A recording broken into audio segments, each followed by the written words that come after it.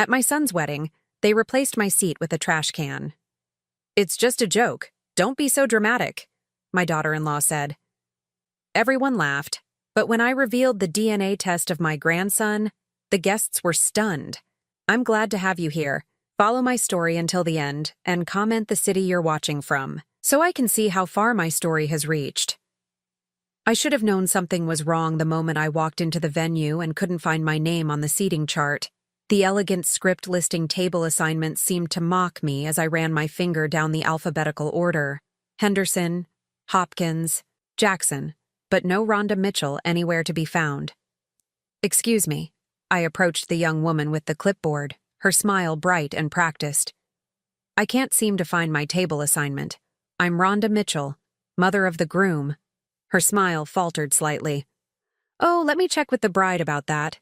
She scurried away, leaving me standing there in my carefully chosen navy dress, the one I'd bought specifically for Damon's wedding. 3 months of planning, alterations, and excitement, and now I felt like an uninvited guest at my own son's wedding. When the girl returned, she was accompanied by Indy herself, radiant in her flowing white gown, her blonde hair swept up in an elaborate updo that probably cost more than my monthly rent. At 26, she had that confident beauty that comes from never being told no, never having to work for anything. "Oh, Rhonda." Indy's voice was sweet as honey, but her green eyes held something else entirely. "I'm so sorry for the confusion.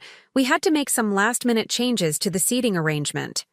"Of course, dear. Where would you like me to sit?" Indy's smile widened, and I swear I saw something predatory flash across her face.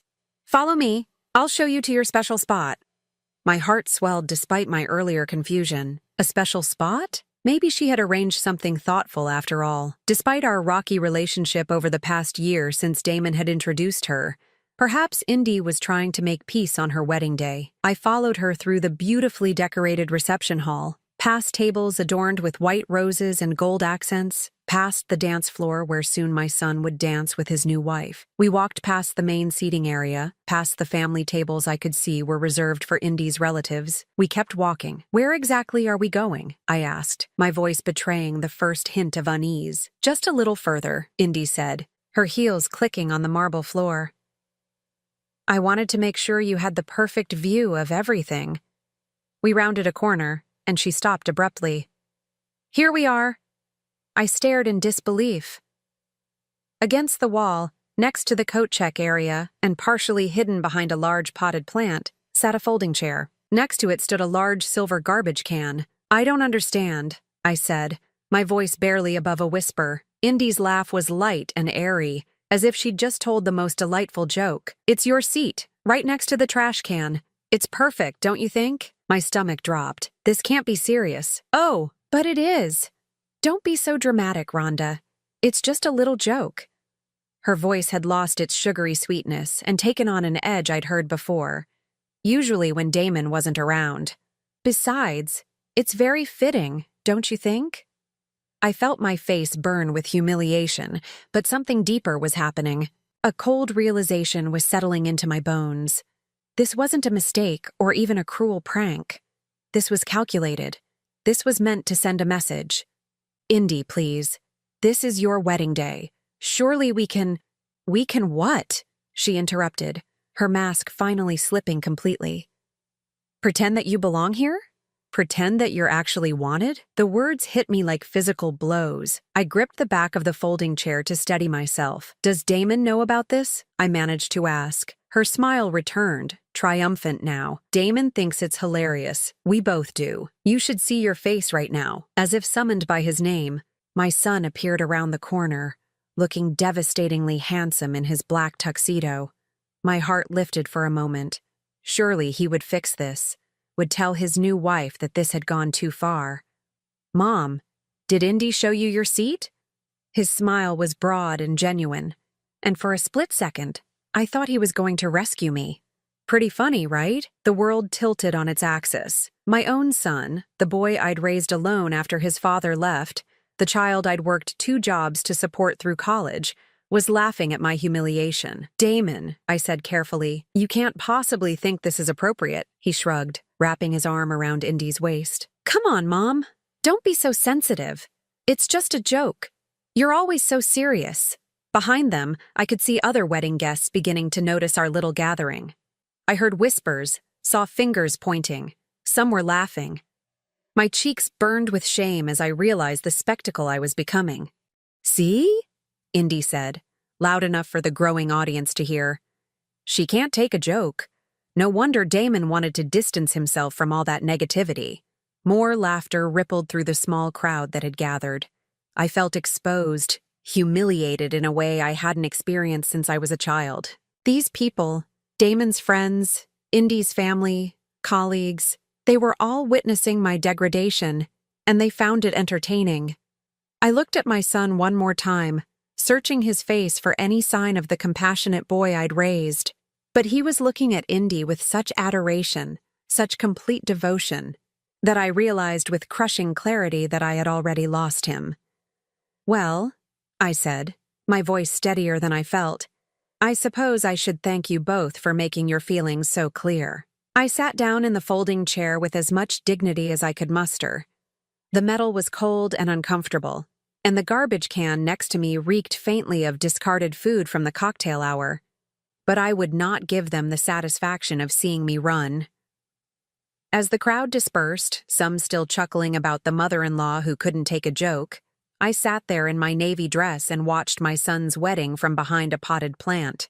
Every laugh from the main reception area felt like another knife in my heart. But as I sat there, something else began to grow alongside the pain, a quiet, determined anger. And beneath that, a nagging feeling that had been bothering me for months, something about Indy's pregnancy timeline that had never quite added up. If they wanted to treat me like garbage, maybe it was time I started paying closer attention to exactly what kind of family I was supposedly being excluded from. Sitting in that folding chair for 3 hours, listening to the celebration I wasn't truly part of, gave me plenty of time to think. And the more I thought, the more certain uncomfortable memories began to surface. It had been exactly 11 months ago when Damon first brought Indy home. I remembered the date clearly because it was my birthday, and I'd been hoping for a quiet dinner with my son. Instead, he'd shown up with this stunning young woman who immediately began rearranging the conversation, the seating, even the meal I'd prepared. "Damon's told me so much about you," she'd said that night, though her smile never quite reached her eyes. "I hope we can be close." Within 6 weeks of that first meeting, they were engaged. Within 3 months, she was pregnant. The timeline had seemed remarkably fast, but Damon was so happy, so completely smitten, that I'd pushed my concerns aside. Young love, I'd told myself. Sometimes these things happen quickly, but now, watching my son gaze adoringly at his new wife while I sat next to a garbage can, those suppressed doubts came flooding back with startling clarity. The baby, little Marcus, had been born exactly 7 months after Damon and Indy's first meeting. 7 months. They'd explained it as premature. Though Marcus had been a robust 8 pounds, hardly the size of a baby born significantly early. When I gently questioned this, Indy had become defensive. "Are you suggesting I'm lying about my own pregnancy?" she'd snapped. "Some babies develop faster than others. Maybe if you'd had more children, you'd understand these things better." The comment had stung, cutting right to the heart of my greatest regret. I'd wanted more children after Damon, but his father had left when Damon was 3, and I'd never found anyone worth bringing into our small, careful world. Indy had a talent for finding these tender spots and pressing on them with surgical precision. From my uncomfortable vantage point, I watched the baby being passed around among Indy's relatives. A beautiful child with dark hair and serious brown eyes that seemed to take in everything around him. He was 9 months old now, just beginning to pull himself up on furniture and babble in that delightful way babies do. But those eyes, they bothered me. Not because there was anything wrong with them, but because they looked nothing like Damon's bright blue ones. Or Indy's green ones, for that matter. In fact, looking around at the wedding guests, I couldn't spot anyone with Marcus's distinctive dark brown eyes and angular features. I shook my head, trying to dispel such thoughts. Genetics could be strange, unpredictable. Babies often looked different from their parents, especially in the early months.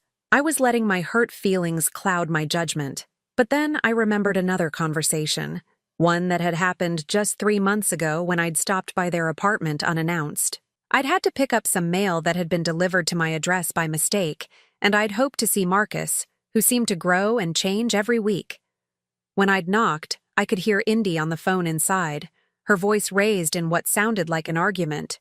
"You need to stay away," she'd been saying. "I've told you 100 times. It's over. I'm married now, and that's final." When she'd opened the door, her face had been flushed. Her usual composure rattled. "Rhonda, what are you doing here?" "Just dropping off some mail," I'd said, holding up the envelope. "Is everything all right? You seem upset." "Just a telemarketer," she'd said quickly, but her hands were shaking as she took the envelope. You know how persistent they can be. I'd wanted to ask about Marcus, to spend a few minutes with my grandson, but Indy had made it clear I wasn't welcome. "Actually, this isn't a good time," she'd said, already closing the door. "Marcus is napping, and I have some important calls to make."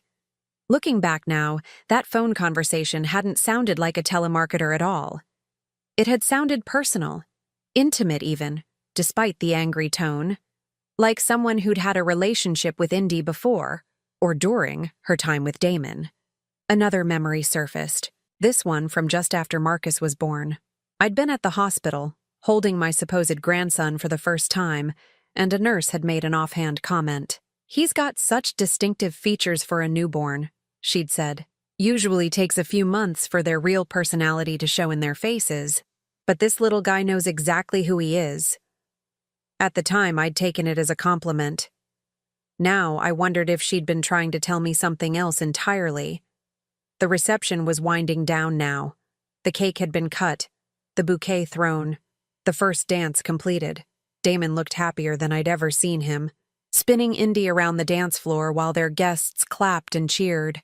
They truly seemed to be in love, at least on his part, but love could make people blind. I'd learned that lesson the hard way with Damon's father, who'd been charming and attentive right up until the day he cleaned out our bank account and disappeared with his secretary. As I finally stood to leave, my legs stiff from sitting in that awful chair for so long, I made a decision. If Indy wanted to treat me like trash, if she wanted to convince my son that I was nothing more than an unwanted burden, then maybe it was time I started acting like someone with nothing left to lose. I walked over to where Marcus was sleeping peacefully in his carrier, surrounded by gifts and flowers. His tiny features were relaxed in sleep, but even unconscious, those distinctive brown eyes and angular jawline seemed to tell a story that had nothing to do with my blue-eyed, round-faced son. "Beautiful baby," I murmured, loud enough for Indy to hear from across the room where she was accepting congratulations. "He's going to be quite the heartbreaker when he grows up." Indy's head snapped toward me, her eyes narrowing.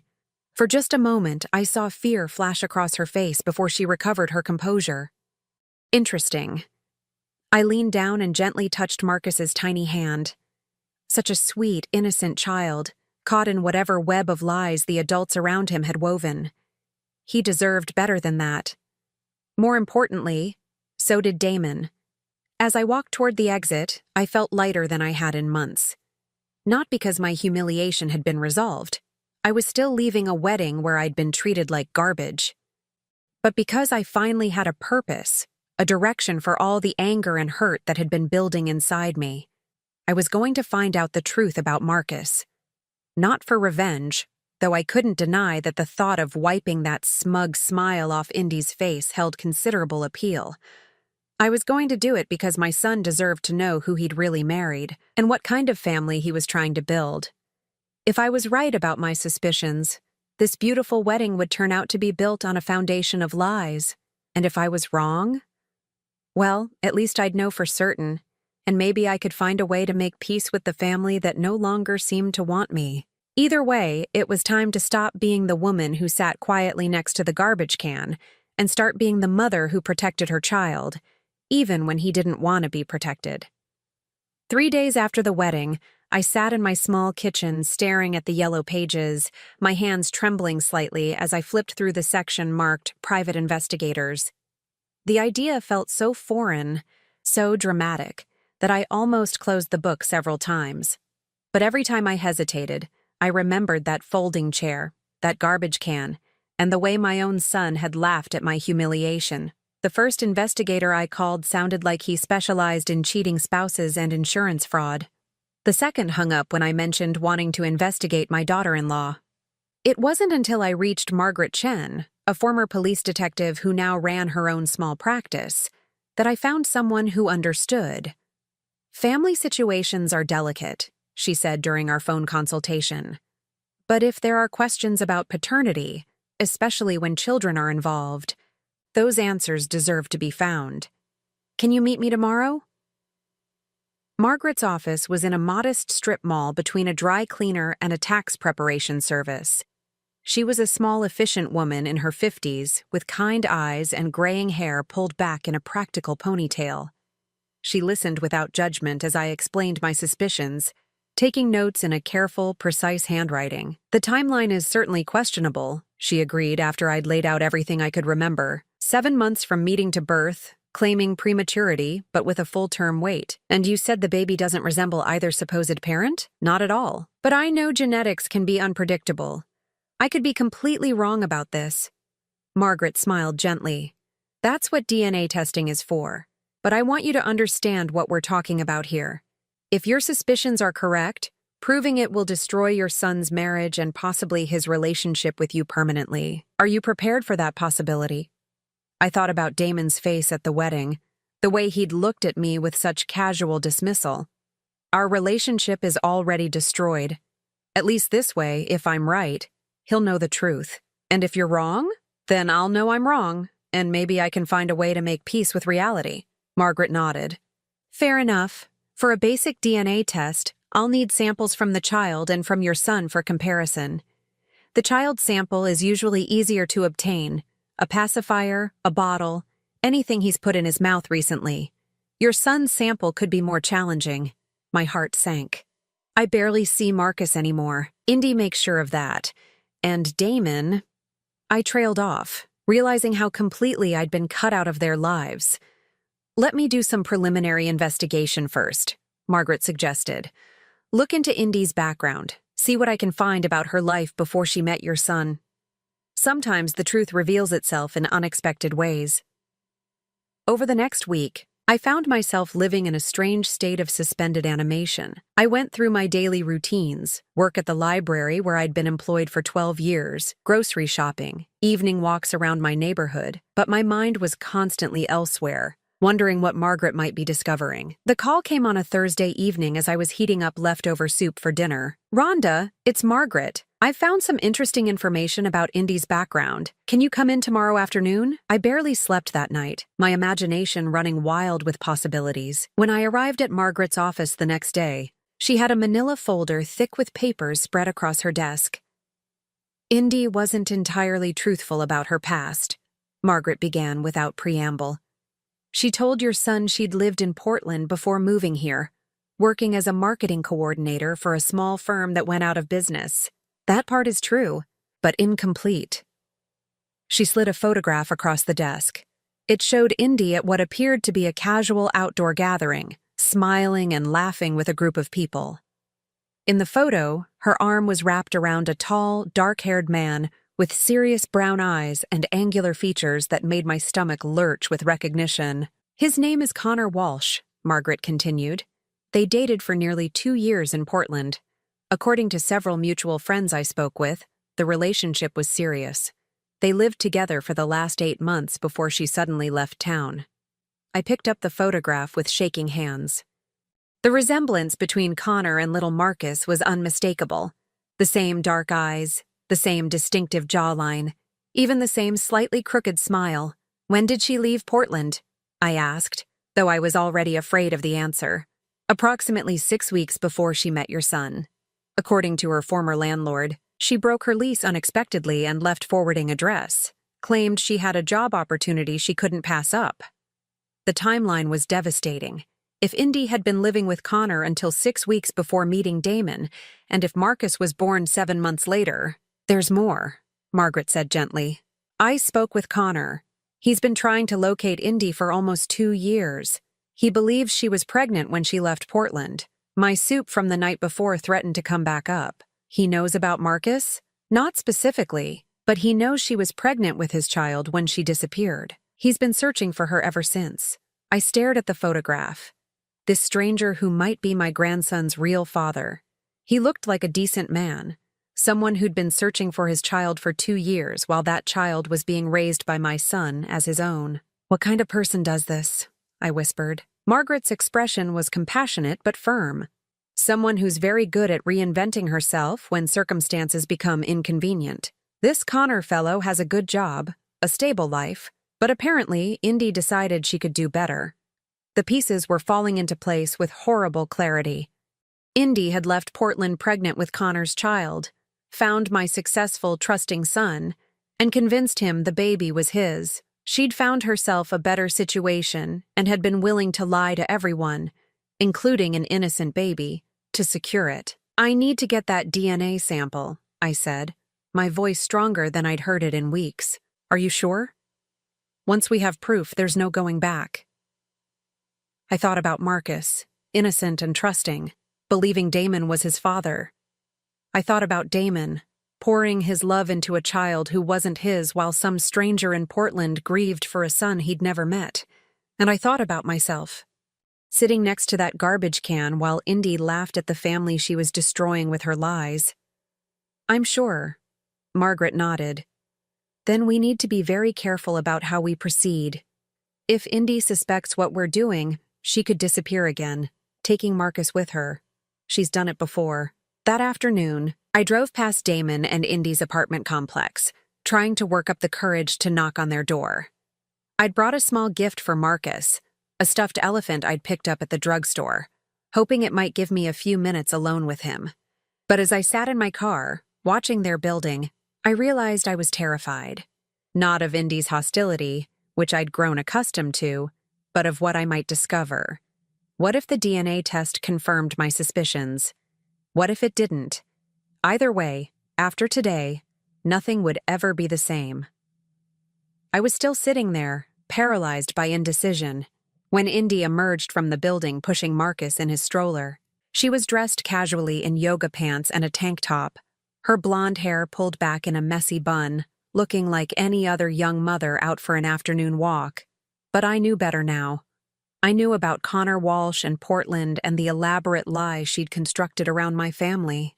As I watched her stop to chat with a neighbor, laughing and gesturing animatedly while Marcus babbled happily in his stroller, I felt a cold anger settle into my bones. She was good at this, I realized. Good at pretending, good at making people believe whatever version of reality served her purposes. But she'd made one crucial mistake. She'd underestimated the woman she'd tried to throw away like garbage. I started my car and drove home, my mind already working on a plan. Margaret was right. We needed to be careful. But careful didn't mean passive. It was time to stop being the victim in Indy's story and start being the author of my own. The opportunity came sooner than I'd expected. On Sunday afternoon, Damon called with an invitation that surprised me so much I almost didn't trust it. "Mom, would you like to come over for dinner tonight? Indy thought it might be nice to have a family meal together." I gripped the phone tighter, immediately suspicious. After the wedding humiliation, the idea of Indy suddenly wanting my company seemed impossible. "Are you sure that's what she wants?" "Of course. We've been talking, and we both feel bad about how things went at the wedding. The whole seating thing, it was supposed to be funny, but maybe it went too far. Maybe it went too far. Not, it was cruel and humiliating, just maybe too far." But I swallowed my pride. This might be my only chance to get the DNA sample Margaret needed. That's very thoughtful. "What time should I come over?" 6 o'clock. "And Mom, could you maybe bring some of those dinner rolls you used to make? The ones with the herbs?" It was such a normal request, so reminiscent of the son I'd raised, that for a moment I almost forgot about DNA tests and Connor Walsh and all the complicated deceptions that had brought us to this point. "Of course, honey. I'll make them fresh this afternoon." I spent the next few hours in my kitchen, kneading dough and trying to calm my nerves. The dinner rolls were Damon's favorite, something I'd made for every special occasion throughout his childhood. They required patience, multiple rises, careful timing. but they'd always been my way of showing love when words felt inadequate. As I shaped the dough into perfect rounds, I thought about what Margaret had told me to look for. Any item the baby has put in his mouth recently. A pacifier, a toy, even a spoon if he's eating solid foods. Just slip it into a plastic bag when no one's looking. It sounded so simple, so clinical. But the reality of deceiving my own family, even a family that had deceived me first, made my stomach churn with guilt. At exactly 6 o'clock, I stood outside Damon's apartment door, holding a basket of warm rolls and trying to project an image of the grateful mother-in-law, happy to be included. When Indy opened the door, her smile seemed genuine enough, though I noticed it didn't quite reach her eyes. "Rhonda, come in, come in. Something smells amazing." The apartment was immaculate as always, decorated in shades of white and gray that looked expensive but felt cold. Marcus was in his high chair in the kitchen, banging a blue plastic spoon against the tray, while Indy finished preparing what appeared to be an elaborate meal. "Can I help with anything?" I asked, setting my basket on the counter. "Just keep Marcus entertained while I get everything ready. He's been fussy all afternoon." I approached my supposed grandson carefully, still amazed by how little he resembled either Damon or Indy. Up close, the resemblance to Connor Walsh was even more pronounced. Marcus looked up at me with those serious brown eyes and gave me a drooly smile that made my heart ache. "Hi there, sweetie," I said softly, reaching out to touch his tiny hand. He grabbed my finger immediately, his grip surprisingly strong for a 9-month-old. "He likes you," Damon said, appearing in the kitchen doorway. Look at that smile. For a moment, watching my son beam at what he believed was his child's affection for his mother, I almost lost my nerve. How could I destroy this beautiful illusion? Even if it was built on lies, Damon was genuinely happy. Marcus was loved and cared for. Was the truth worth shattering all of that? But then I remembered Connor Walsh, somewhere in Portland, not knowing if his child was alive or dead. I thought about Damon, building his life around a lie that could explode at any moment. And I thought about myself, treated like garbage because I was the only threat to Indy's carefully constructed fiction. The truth mattered. It always mattered. Dinner was surprisingly pleasant. Indy seemed to be making a genuine effort to include me in the conversation, asking about my work at the library and even complimenting my dinner rolls. Damon was relaxed and happy, telling stories about their honeymoon and making plans for Marcus's first birthday party. "We're thinking of having it at the park," Indy said, spooning pureed carrots into Marcus's mouth. "A picnic theme, maybe. Family-friendly." "That sounds lovely," I replied, watching as Marcus grabbed the spoon and immediately put it in his mouth, covering it with carrots and saliva. "Perfect. Can I help feed him?" I asked. "It's been so long since I've had baby time." Indy hesitated for just a moment, then handed me the spoon. "Sure. He's actually getting pretty good at eating. Sometimes he wants to do it himself." For the next 10 minutes, I fed Marcus while chatting with Damon about work and weekend plans. The baby was delightfully messy, getting food everywhere, including all over the spoon. When he finally lost interest and started pushing the food away, I stood up to rinse the spoon in the sink. "Let me get that," Indy said, reaching for it. "It's fine. I've got it," I replied, already turning toward the sink. In one smooth motion, I rinsed the spoon and slipped it into the plastic bag I'd hidden in my purse, substituting a clean spoon from the dish drainer. The whole exchange took less than 30 seconds. The rest of the evening passed in a blur of forced normalcy. We looked at photos from the honeymoon, discussed plans for the holidays, and I held Marcus while he dozed against my shoulder. Throughout it all, I felt the weight of that plastic bag in my purse, containing what might be the key to destroying everything. When I finally left, Indy walked me to the door while Damon cleaned up the kitchen. "Thank you for coming tonight," she said. And for a moment, her voice sounded almost sincere. "I know things have been difficult between us, but we're family now, and I want Marcus to have a relationship with his grandmother." His grandmother. The words hit me like a physical blow, but I managed to keep my expression neutral. "I want that too." She studied my face for a long moment, and I worried that somehow she could see through me. could sense the deception I was carrying. But then she smiled again and gave me an awkward hug. Drive safely. And thank you again for the rolls. Damon's been talking about them for weeks. The next morning, I met Margaret at a laboratory across town. The technician, a cheerful woman named Lisa, explained the process while I tried not to think about what I was doing. We'll compare the DNA from this sample with a sample from the alleged father, she said, carefully labeling the bag containing Marcus's spoon. Results usually take 3 to 5 business days. And what exactly will those results tell us? I asked. If there's a biological relationship, we'll know with 99.9% accuracy. If there isn't, we'll know that too. 3 to 5 business days. It seemed like both an eternity and no time at all. Margaret must have seen the uncertainty on my face. Are you having second thoughts? I thought about Marcus's smile, about Damon's happiness, about the way Indy had hugged me goodbye. Then I thought about Connor Walsh, still searching for his child after 2 years. No, I said firmly. I need to know. The waiting was excruciating.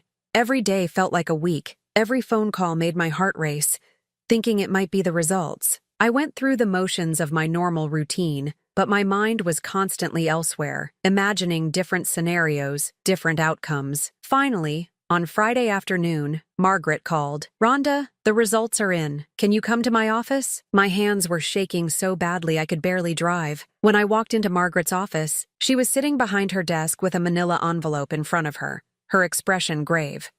Before I show you these, she said, I want you to know that whatever these results say, you've done the right thing by seeking the truth. I nodded, not trusting my voice. She opened the envelope and pulled out a single sheet of paper. The DNA test shows no biological relationship between the baby and your son. Marcus is not Damon's child. Even though I'd expected it, even though I'd been virtually certain, hearing the words spoken aloud felt like being hit by a truck. I sank into the chair across from Margaret's desk, my legs suddenly too weak to support me. Are you absolutely certain? 99.9% certain. The lab ran the test twice to be sure. Margaret's voice was gentle but firm. I'm sorry, Rhonda. I know this isn't what you wanted to hear, but that was the strange thing. Part of me was relieved. Not happy, certainly not vindicated, but relieved to finally know the truth. For months, I'd felt like I was going crazy, seeing things that didn't make sense, being told my perceptions were wrong. What happens now? I asked. That's up to you. You could confront Indy privately, give her a chance to come clean to your son herself. You could tell Damon directly or... She paused, studying my face. Given how they've treated you, you could choose to reveal this information publicly, at a time and place of your choosing. I thought about that folding chair, that garbage can, the laughter of wedding guests who found my humiliation entertaining. I thought about Connor Walsh, who had the right to know his child. And I thought about Damon, living a lie that was bound to explode eventually. I need some time to think about this, I said. But even as I said it, I was already beginning to form a plan. Indy had chosen the time and place for my humiliation. Perhaps it was time I returned the favor. The truth had been revealed. Now I had to decide what to do with it. For 2 weeks after receiving the DNA results, I carried the truth like a stone in my chest. Every interaction with Damon felt like a performance. Every smile forced, every casual question about Marcus laden with secret knowledge that threatened to spill out at any moment. The opportunity I was waiting for came in the form of another invitation, this one even more surprising than the dinner. Indy called me herself on a Thursday evening, her voice bright and cheerful. Rhonda, I have a wonderful idea. What would you think about hosting a little celebration for Marcus's first steps? He's so close to walking on his own, and I thought it would be nice to have both families together when it happens. My grip tightened on the phone. Both families? Well, my parents are driving down from Seattle this weekend, and my sister's coming too. I thought it would be perfect timing for everyone to meet everyone. A real family gathering. The irony was almost too much to bear. Indy wanted to parade her perfect little family in front of her relatives, with me playing the role of the grateful grandmother-in-law. She had no idea she was about to hand me the perfect stage for the performance of my lifetime. That sounds lovely, I managed. What can I bring? Just yourself. Oh, and maybe some of those dinner rolls again? My parents absolutely loved them when I told them about dinner the other night. Saturday afternoon arrived gray and drizzly, matching my mood as I drove to Damon's apartment complex. In my purse, carefully tucked into a manila envelope, were copies of the DNA test results and Margaret's investigation report, including the photograph of Connor Walsh. I'd also printed out the contact information Margaret had found for Connor, though I wasn't sure yet if I'd need it. The apartment was already crowded when I arrived. Indy's parents, Richard and Patricia Moore, were an elegant couple in their 60s who clearly had money and weren't shy about showing it. Patricia wore a cashmere sweater that probably cost more than my monthly grocery budget, and Richard's watch caught the light every time he gestured. Indy's sister, Melody, was a younger version of the bride, blonde, beautiful, and supremely confident. She was currently holding Marcus, cooing at him while he babbled and reached for her dangling earrings. "You must be Rhonda," Patricia said, approaching me with a smile that was polite, but measuring. "We've heard so much about you." I wondered exactly what they'd heard, given that Indy had seated me next to a garbage can at the wedding. "It's wonderful to meet you all. Thank you for including me in this celebration." "Of course," Richard said, though his handshake was brief and formal. Family is family. If only he knew how ironic that statement was about to become. For the first hour, I played my part perfectly. I admired Patricia's stories about their recent cruise, laughed at Richard's jokes about retirement, and listened to Melody's complaints about her job in marketing. The whole time, I kept one eye on Marcus, who was indeed very close to taking his first independent steps. He was pulling himself up on furniture and taking tentative steps while holding on, his face bright with determination. Damon was in his element, the proud father documenting every moment with his phone, calling out encouragement to the baby who believed he was his son. The sight of it made my heart ache. But I pushed the emotion aside. This had to be done. "Should we move to the living room?" Indy suggested as we finished lunch. "More space for Marcus to practice walking." We all gathered in the spacious living room, sitting in a loose circle on the floor while Marcus stood unsteadily in the center, holding on to the coffee table. The atmosphere was warm and expectant, everyone waiting for that magical moment when he would let go and take his first solo steps. "Come on, buddy," Damon called, sitting about 6 feet away with his arms outstretched. "Come to Daddy." The word daddy hit me like a physical blow, but I forced myself to remain calm. Marcus looked around at all the encouraging faces, seeming to sense that something important was happening. He let go of the coffee table and stood swaying for a moment, then took one careful step, then another. "He's doing it!" Melody squealed. Everyone was cheering and clapping as Marcus took 5 wobbly steps before sitting down hard on his bottom. Looking surprised but pleased with himself, Damon scooped him up, spinning him around while the baby giggled. "Marcus's first steps," Indy said, tears in her eyes. "I wish we could capture this moment forever." "Actually," I said, standing up slowly, "I think this is the perfect time to share something I've been wanting to discuss with the whole family." The room fell quiet, all eyes turning to me. Indy's smile faltered slightly, perhaps sensing something in my tone. "What is it, Mom?" Damon asked, still holding Marcus. I reached into my purse and pulled out the manila envelope, my hands steadier than I'd expected them to be. "I've recently learned some information that I think everyone needs to know, especially you, Damon." Indy's face went pale. "Rhonda, what are you doing?" "I'm telling the truth," I said simply. "Something I probably should have done weeks ago." I opened the envelope and pulled out the DNA test results, holding them up so everyone could see the official laboratory letterhead. 2 weeks ago, I had a DNA test performed on Marcus. The silence in the room was deafening. Damon's face went through a series of expressions: confusion, disbelief, and then something that might have been understanding. "Mom, why would you—" he started. "Because I suspected what these results have now confirmed," I interrupted. "Marcus is not your biological son." The explosion of voices was immediate. Patricia gasped audibly.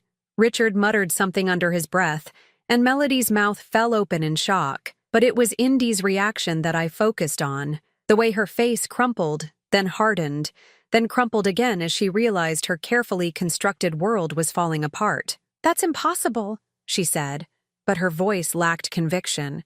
"How dare you?" "The test shows zero biological relationship between Damon and Marcus," I continued, my voice cutting through the chaos, which led me to do some additional investigation. I pulled out the photograph of Connor Walsh and handed it to Damon. His face went white as he stared at the image, then looked at Marcus, then back at the photograph. "Who is this?" he whispered. "His name is Connor Walsh. He's a software engineer from Portland who's been searching for Indy and his son for the past 2 years. Indy finally found her voice, and when she spoke, it was with the fury of someone who'd been cornered. "You had no right! How dare you spy on my family, interfere in my marriage?" "Your marriage?" I laughed, and there was no humor in it. "Your marriage that's based on a lie? Your family that you built by deceiving my son about the paternity of a child that isn't his?" "Stop it," Damon said quietly, still staring at the photograph. "Just, everybody stop." The room fell silent again. Marcus, sensing the tension, had started to fuss in Damon's arms. My son looked at the baby, really looked at him, and I saw the moment when everything clicked into place. The brown eyes, the angular features, the complete lack of resemblance to anyone in our family. "How long have you known?" he asked Indy, his voice barely audible. Indy opened her mouth, closed it, then opened it again. "Damon, I can explain. How long?" She crumpled then, all her defiance disappearing at once. "Since before I met you," she whispered. "I was pregnant when I left Portland. Connor, he wanted to get married, but I couldn't see myself stuck in that life forever. When I met you, you were so successful, so kind, and when you fell in love with me, you let me believe the baby was mine." Damon's voice was hollow, emotionless. "You were so happy about it," Indy said desperately. "You talked about how you'd always wanted to be a father, how Marcus was the best thing that had ever happened to you. I couldn't take that away from you, so you lied to me. For over a year you let me believe." He stopped, looking down at Marcus, who was reaching for his face with tiny hands. "Does he know? Connor? Does he know he has a son?" "He suspected," I said when Indy didn't answer. "My investigator spoke with him. He's been looking for you both." The room erupted again, but this time it was Indy's family in chaos. Patricia was demanding explanations. Richard was asking pointed questions about legal implications, and Melody was staring at her sister like she'd never seen her before. Through it all, Damon sat quietly, holding Marcus and processing the destruction of everything he'd believed about his life. Finally, he looked up at me. "You could have told me privately," he said. "Why did you do it like this?" I thought about that folding chair, about the garbage can, about all the times Indy had made me feel small and unwanted. But when I answered, I kept my voice calm and truthful. "Because she's done this before, Damon. She's very good at manipulating situations to her advantage, at making people believe whatever serves her purposes. I wanted witnesses. I wanted there to be no doubt about what was said and what was proven." He nodded slowly, then stood up and handed Marcus to me. "I need some air." As Damon walked out onto the balcony, Indy turned to face me, her beautiful face twisted with rage and desperation. "You've destroyed everything," she hissed. "Are you happy now? You've ruined my marriage, my family." "No," I said firmly, settling Marcus against my shoulder as he began to cry. "You destroyed it the moment you decided to build it on lies. I just revealed the truth." Looking around the room at the shocked faces of Indy's family, at the chaos and confusion my revelation had created, I felt something I hadn't expected. Not triumph or satisfaction, but a deep, profound sadness for all the pain that could have been avoided if one person had simply chosen honesty over convenience. But along with the sadness came something else. A sense of lightness I hadn't felt in months. The truth was out now. Whatever happened next, we could at least build it on a foundation of reality instead of lies. 3 months later, I stood in my kitchen making dinner rolls, not because anyone had asked for them, but because the familiar ritual of kneading dough had become my meditation. my way of processing everything that had changed since that Saturday afternoon when the truth finally came to light. The immediate aftermath had been as chaotic as I'd expected. Indy's parents had left that very evening, Patricia barely speaking to her daughter as they packed their bags. Melody had stayed longer, trying to convince Indy to fix this somehow, but even she seemed shaken by the magnitude of her sister's deception. Damon had filed for annulment within a week, citing fraud. The legal process was surprisingly straightforward when you had DNA evidence and documentation of deliberate deception about paternity. Indy had initially fought it, but her lawyer had apparently explained the futility of her position. The hardest part, as I'd known it would be, was watching Damon say goodbye to Marcus. Despite everything, despite knowing the truth, he'd spent over a year believing he was that child's father. Love doesn't disappear just because biology proves it was misplaced. I keep thinking I should hate him, Damon had told me during one of our weekly dinners, a new tradition we'd established in the wake of the chaos. He's the living proof of how completely I was fooled. But when I look at him, you see an innocent baby who didn't choose any of this, I'd finished for him. Exactly. Connor Walsh had arrived from Portland within 2 weeks of my revelation. I'd expected to dislike him, this stranger who'd complicated our lives by simply existing. But he'd turned out to be exactly what Margaret's investigation had suggested, a decent man who'd been searching for his child and the woman he'd loved. The meeting between Connor and Damon had been awkward, but respectful. Two men who'd been unwitting victims of the same deception, trying to figure out how to navigate an impossible situation with dignity. "I need you to know," Connor had said during that first meeting, "I never knew she was pregnant when she left. If I had known, I would have moved heaven and earth to find her." Damon had nodded stiffly. "What are your plans now?" "I want to be part of my son's life. I want to support him financially. Emotionally, however I can, but I also understand that you've been his father for the past year. I don't want to just tear him away from everything he knows." It was more consideration than Indy had ever shown anyone. The custody arrangement they'd eventually worked out was complicated but fair. Connor would take primary custody, moving to our city to be closer to Marcus and to make the transition easier. Damon would have regular visitation rights until Marcus was old enough to understand the situation, at which point they'd revisit the arrangement. Indy had fought the custody decision bitterly, but her position was weak.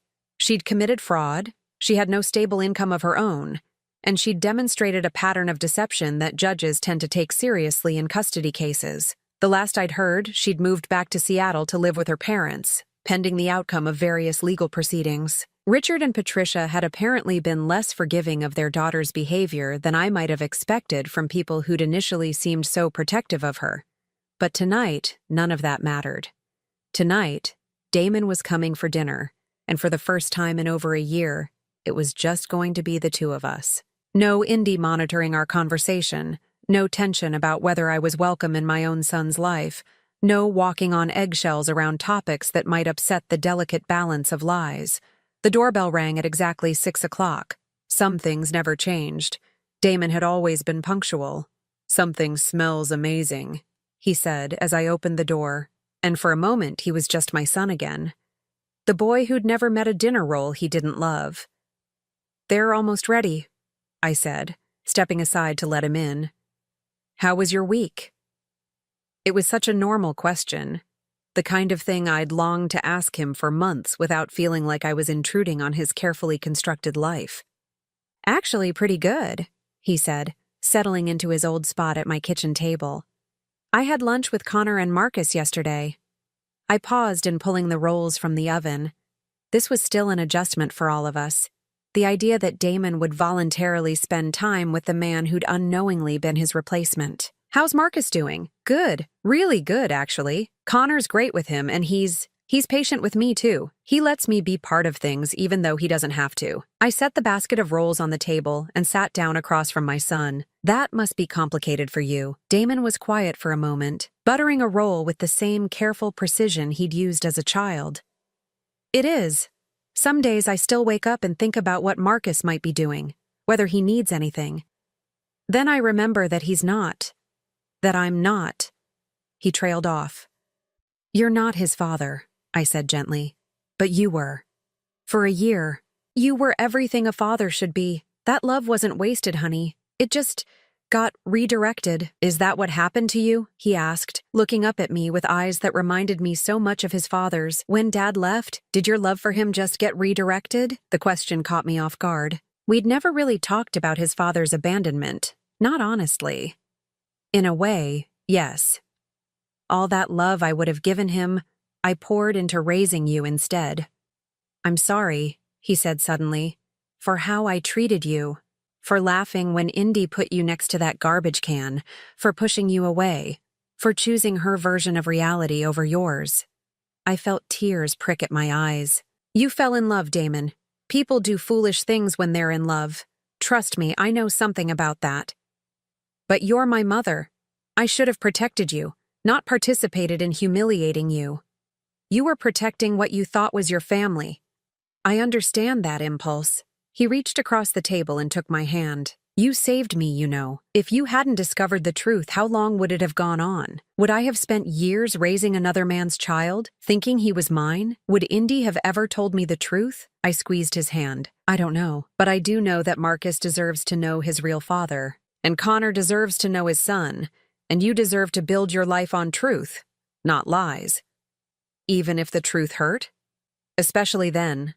We ate dinner in comfortable silence, the kind of easy quiet that I'd forgotten we could share.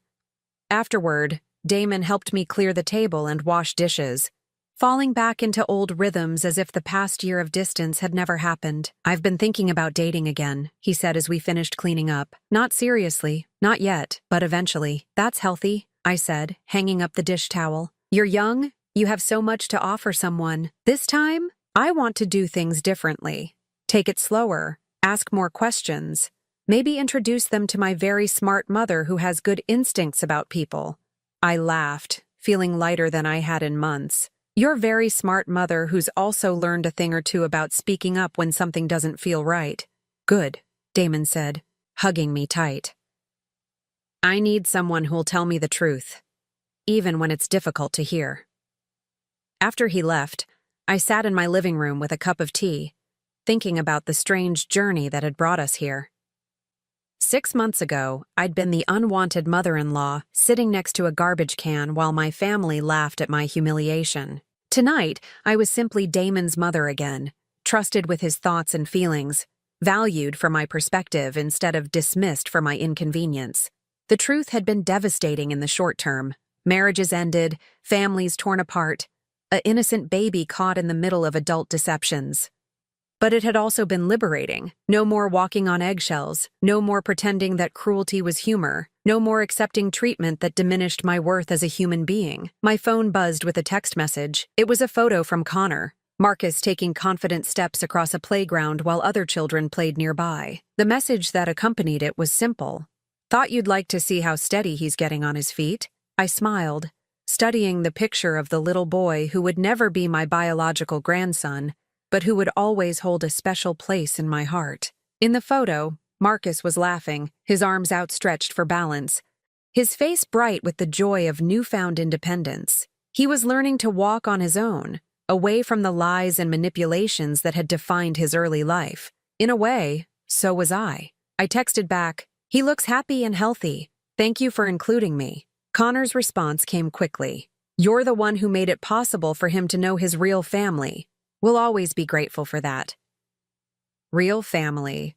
Not the family built on convenience and deception, but the messy, complicated, honest family that emerges when people choose truth over comfort. I set my phone aside and picked up the book I'd been reading, settling deeper into my favorite chair. Tomorrow I would go to work at the library, maybe call my friend Susan to catch up, perhaps visit the farmer's market I'd been meaning to explore. Simple pleasures, but they were mine to choose now, without having to worry about whether they would meet with someone else's approval. The truth had set us all free. Even when, especially when, it had hurt. And for the first time in over a year, I was exactly where I belonged, in my own life, valued by people who saw my worth, surrounded by love that didn't require me to diminish myself to receive it. Some victories don't come with fanfare or celebration.